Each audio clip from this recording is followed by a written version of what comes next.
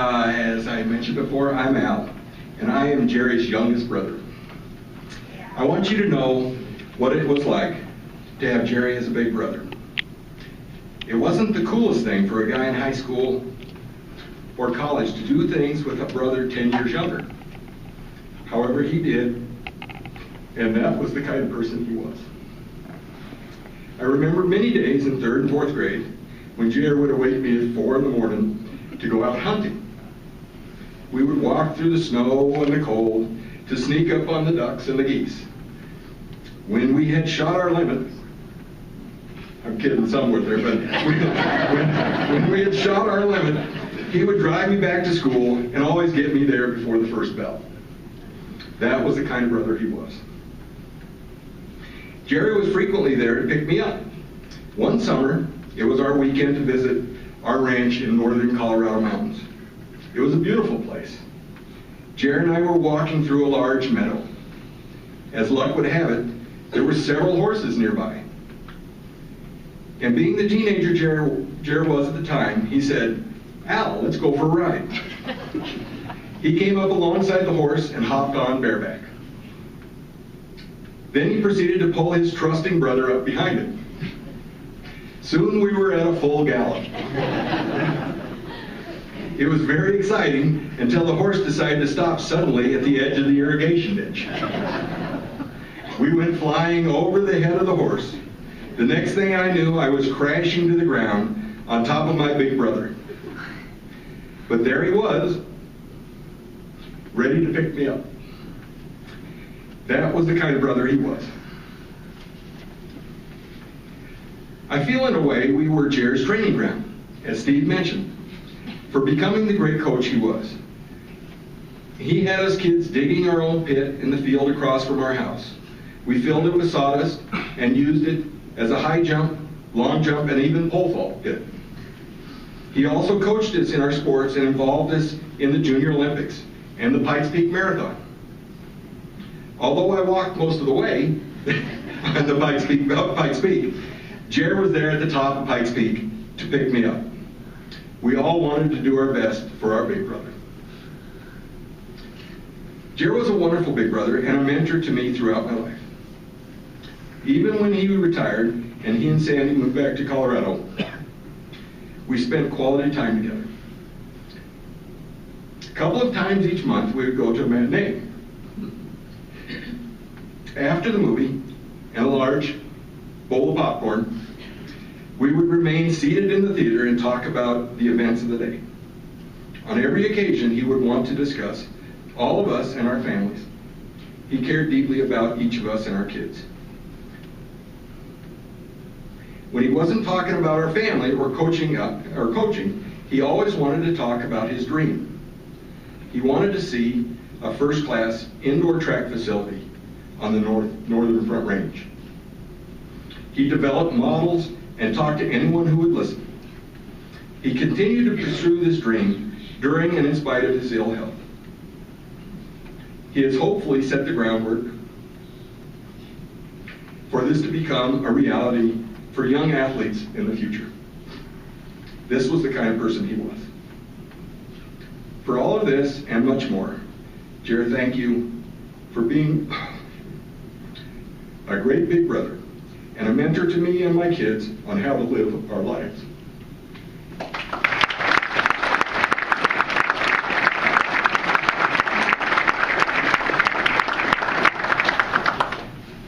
Well, I'm Dana, and we're doing stuff that nobody wants to do, at a funeral of one of their best friends and loves. But we need to do it. And I wanted to share a little bit of stuff that maybe I knew about Jer that maybe you guys didn't. I was a little guy, and when I say little guy, when he graduated from college, or high school, he was less than 135 pounds. I can remember for our CSU having a lightweight and a heavyweight track meet forever. And he would always be in the lightweight division. And he'd run in that lightweight division at CSU, and he'd win the hurdles and be one of the top in the 100 and the long jump. And And we had a grandmother that lived there, and she says, "Okay, Dana, that's what you can do." There was no way, but so Jared he wasn't a big guy, but he loved his athletics, and he was enthusiastic. But where did he come by this? Well, we were from a big family from Nebraska, the Terry family. Terry family, there's 14 plus brothers and sisters, and they lived on a farm, and they took care of each other back then. And I can remember my Uncle Fred, tall, lanky guy that was, you know, a hard worker on the farm and that, and he was pretty athletic. Well, he was in the old school, and we're talking about the 1930s and that.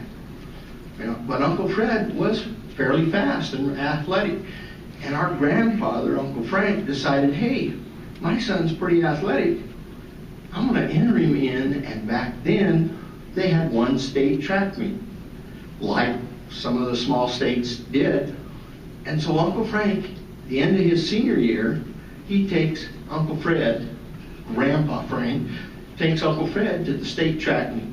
Well, it meant pulling him out of a couple days of school and going to the meet. Well, little did they know how athletic he was. He wins the hurdles. He wins the 100. He wins the long jump. He places high in the high jump. What's he come home with? The state trophy. Uncle Fred, from a little town not in Nebraska, didn't even have a track team, wins the state meet. Okay? So what's his reward? He comes back. The principal finds out that he had ditched school to go to this track meet. He gets to return and redo his senior year in school. That's the way the athletics were back when. But, so Jared had some of this in his blood. When you ask why, how did track get to be interesting? Well, it was something that was in that Terry family that grew through him. And Jared then, like was always a coach, almost every summer he and I would work at the agronomy farm, hoeing beets. He loved working at the agronomy farm. One summer, into my 8th grade year, he called me and he said, "Dean," he said, "I've got a job for you this summer. How'd you like to work with me?" I said, "Great." He said, "We're going to go to Scott's Scientifics." Scott's Scientifics. Those from Fort Collins will put some of this together, but Scott's Scientifics was a rock shop out on North Taft Hill next to the Poudre River. So we go out there for an interview, and here's Charles Scott ran it, but the old guy that owned it was George Scott.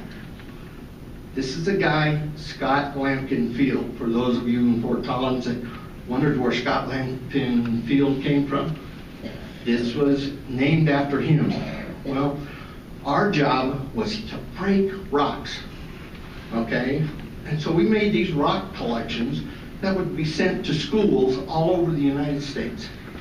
And we'd go get big rocks, and we'd take hammers, and we'd break the rocks to small rock collections, and we ship them out all over. Well, Jared had a plan, like always. He'd say, "Okay, Dean, it's 4.2 miles to go to work.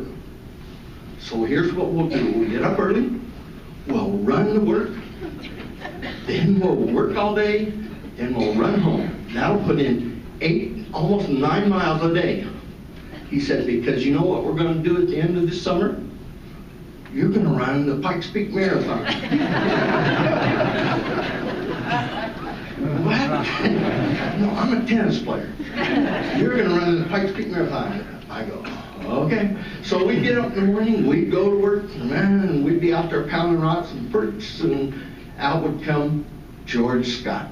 And he'd come into the barn, and Jared and I'd be breaking rocks. He'd say, "Jared, come here." And Jared and him would disappear. And here I am all alone breaking rocks. I'm going, there's something not right about this.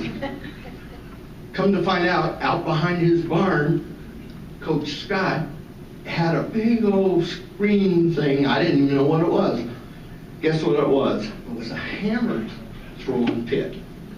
And he loved track and field, Coach Scott did. And he'd take Jer out there, and the two of them would talk forever about coaching techniques and things to do.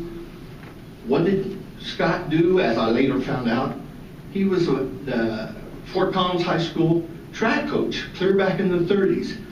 And what went on back in those days, they had a national track meet in Chicago. Well, he coached little Fort Collins, and he had enough good kids that somebody would score in the 100 and somebody would score in the hurdles and that.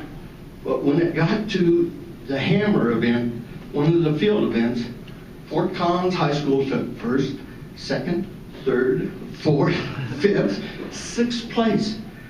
He coached his kids to hurt them where they could, and they won the national championship. So Fort Collins High School, national champions for in track and field back in the 1930s. He was a legendary coach, and Jared just loved talking to him. This was when he was still in college, learning his track techniques, and so he came by this track stuff that I just wanted you guys to be a little bit familiar to how Jared kind of got to where he was at. But that's Scott Lampkin Field, Fort Collins High School. Those that graduated now know a little bit about him. My brother, and I couldn't be more proud of anyone.